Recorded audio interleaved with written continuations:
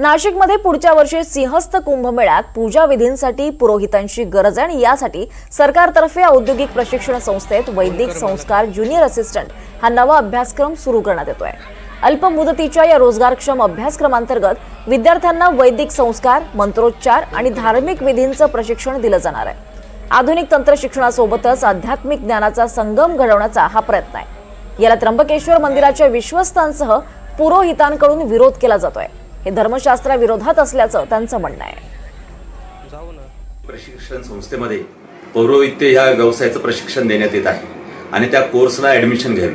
मी सर्वप्रथम ही घटना अतिशय चुकीची आहे, हिंदू धर्माच्या रूढी परंपरेला छेद देणारी आहे। जर आपल्या महाविद्यालयांमधून संस्कृत हा विषय आर्ट या शाखेत किंवा कला शाखेत संस्कृतमध्ये PhD पासून तर BA पासून 12वी पासून संस्कृत हा विषय शिकवला जातो, तर पौरोहित्य हा याला व्यवसायाचं स्वरूप देऊन असं कोणता हट्ट सरकारने करायचं ठरवलंय की पौरोहित्य व्यवसायाचं शिक्षण देऊन सर्वांसाठी ही दालनं खुली केली।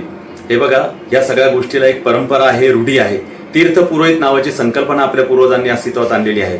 आपले कोणतेही पूर्वज जर तीर्थयात्रेला गेले तर तिथे आपले जे गुरुजी असतात त्यांच्याकडे जाऊन तिथे तीर्थविधी केला जातो, परंतु अशा प्रकारे त्याला व्यवसायाचं स्वरूप देऊन सरकारने हा जो काय अभ्यासक्रम आणलेला आहे यासाठी मी ॲज त्र्यंबकेश्वर देवस्थानचा विश्वस्त म्हणून आणि एक भारताचा हिंदू धर्म विचारसरणी असलेला नागरिक म्हणून माझा याला पूर्ण विरोध आहे।